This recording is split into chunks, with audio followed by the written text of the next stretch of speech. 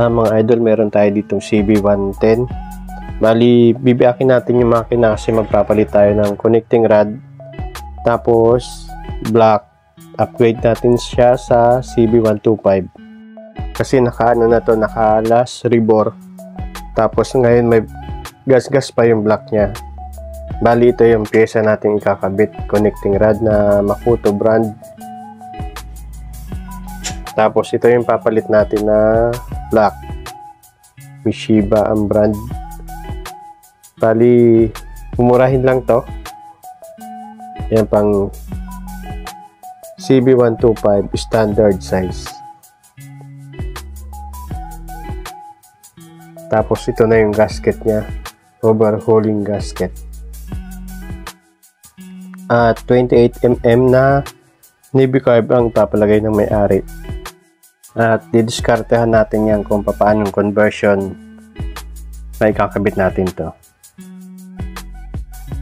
At naibaba na natin. Bali, nakaport na rin siya. Pero aayusin pa natin ng konti yan. Yung sakto lang.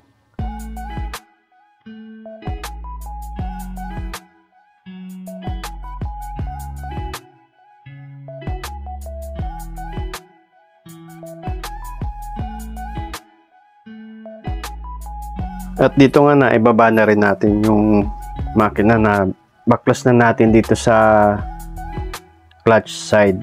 Bali ko nakikita nyo, itong pinaka strainer nya barado na, kaya siguro lagi nasisira ang block nito kasi yung langis, yung daloy ng langis hindi na masyadong maganda kasi nga ito nga puro dumi na siya. Tapos dito sa clutch housing may ano na rin siya, may kalog. At ipapa-rematch na rin natin to para mawala yung alog niya.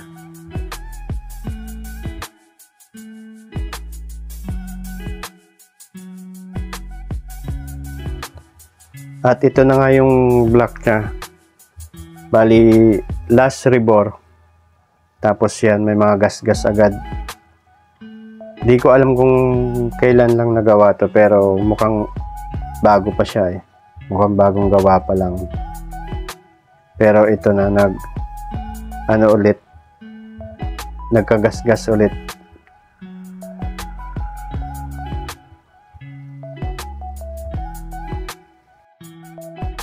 At ito na nga, nabaklas na natin lahat.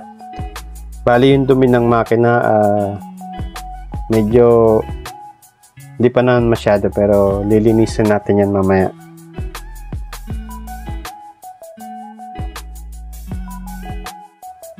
Ready for assemble na tayo.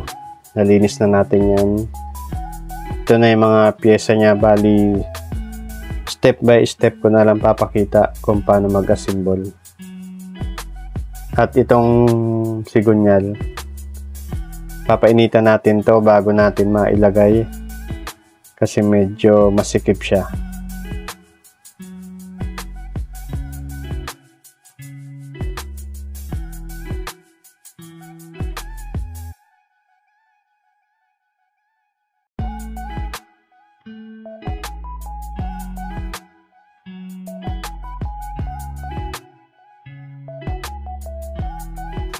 Ito naman ang isusunod natin, itong transmission niya.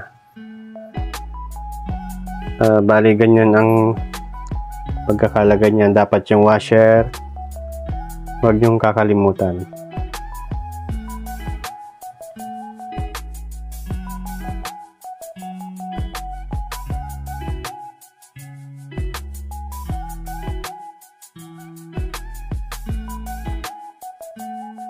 Itong may letter R, ito yung banda sa baba pag nakaganto yung makina. Pero nasa ano to banda, pag nakatayo yung makina, right side siya. Tapos ito namang isa, may letter L yan. Dito naman yung sa taas, sa left side, pag nakatayo yung makina.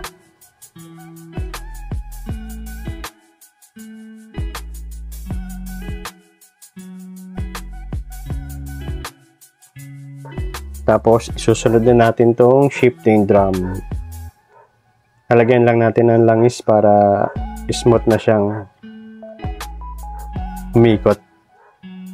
Tapos sunod natin dyan yung pin.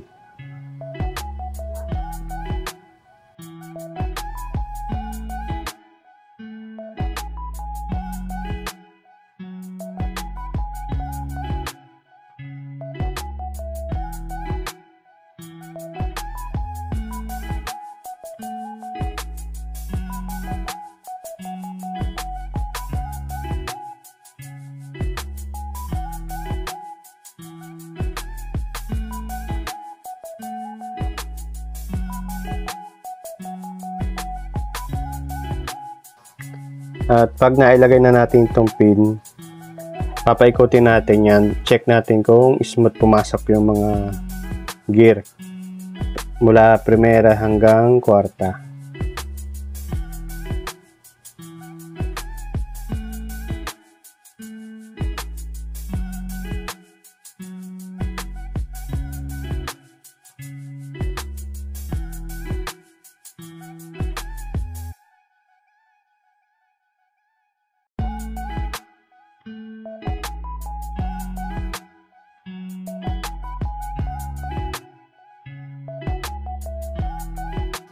Sunod naman natin itong kick assembly niya.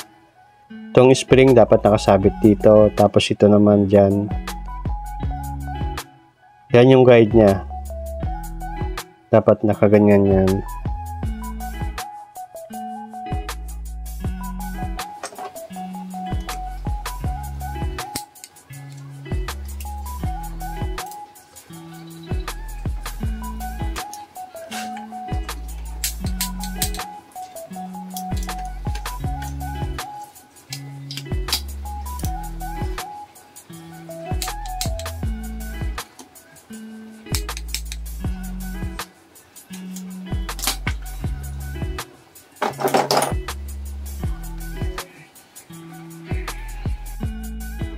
Tapos dito naman tayo banda. Bali ano rin to, may guide sa paglalagay. Yan yung guide niya. Tapos dito may guide din to. Hindi yan papasok pag hindi nakatama sa guide. Yan. Kung napapansin nyo merong makapal, dapat dyan yan nakatapat. Yan. Tapos iikutin na lang natin yan para maisabit natin dun sa pinaka-stopper niya.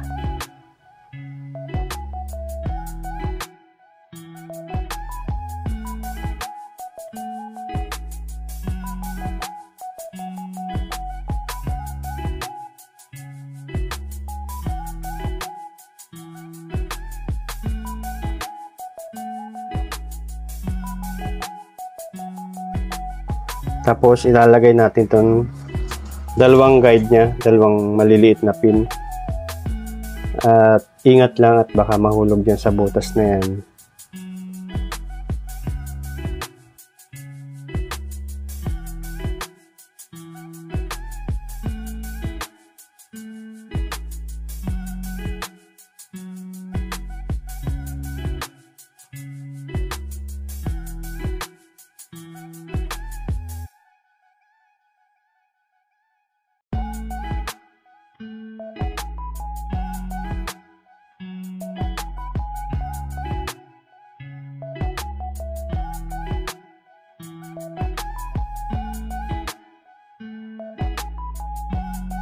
At dito naman tayo ilalagay na natin itong pinaka spacer dito sa may gear. Ito nga pala hindi papasok pag baliktad siya. Medyo may ano rin yan. Papakiramdaman nyo na lang kung papasok o hindi. Tapos ilalagay natin yung konya. Yung konya yung pinaka stopper niya para hindi umikot.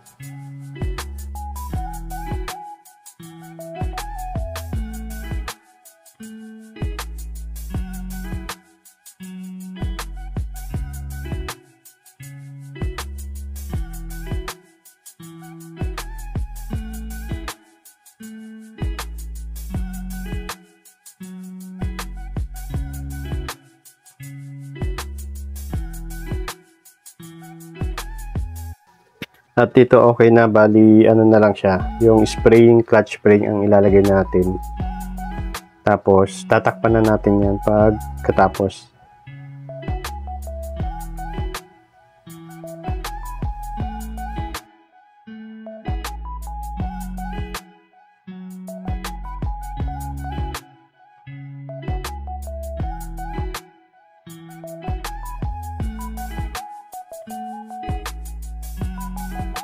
At bali dito muna tayo. Dito nga pala sa ano niya, medyo nagtabas tayo ng konti kasi yung block ng pang CB125 medyo sumasayad siya. Medyo sabit. Kaya kailangan natin medyo palakihan yun.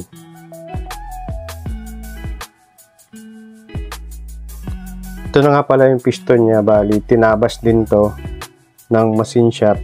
Tapos siya nilagyan ng packet.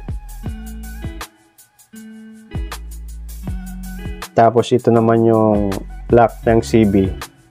Bali dito lang sa ibabaw nagtabas yung machine shop. Kasi pangit daw pag sa ilalim din tinabasan. Bali dito ito na lang. Ginawa niya na lang ng forma para maganda siyang tingnan. Yan.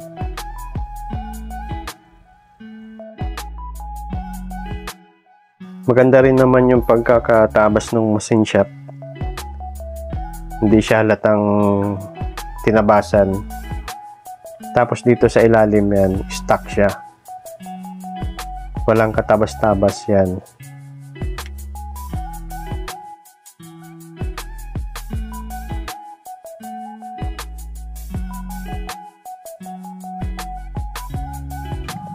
Bali dito sinukat natin yung clearance ng ibabaw ng piston.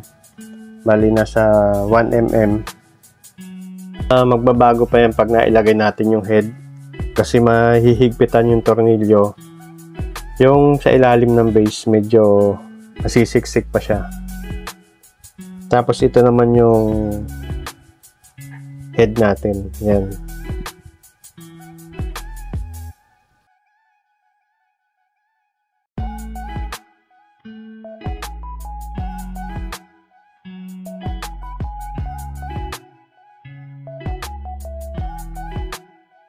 At yan na ikabit na natin sa motor niya, sa chassis. Bali dito naman tayo sa carburetor. Ito ang discarding tsambahan kung paano natin ilalagay ito. Bali ito kasi yung stock niya eh. At medyo pinag-isip tayo kung anong manifold ang pwede nating ilagay. At ito na nga naisip ko na manifold pang Rouser 135. Yan, bali pinalaki ko na rin pala yung butas niyan. Tapos dito, hinabaan ko yung butas dito sa tainga niya. At medyo hindi nga pantay kasi mano-mano lang tayo eh. Wala naman tayong machine shop. Pero pwede na rin yan pag tiyagaan. Ito na yung itsura niya.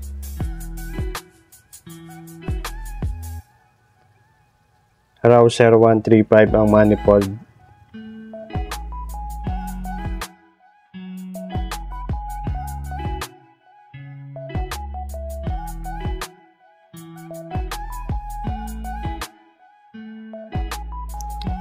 At ito na, nakaabang na siya. Bali, kulang na lang ng isa pang clamp. Tapos ito sa tensioner niya, stock spring lang.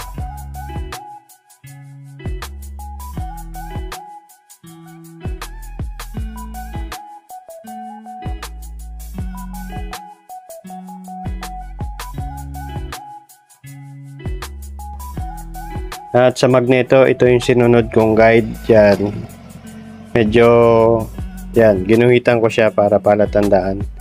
Ito hindi ko to sinusunod. Bali yan. Yung guhit na yan, timing mark na yan.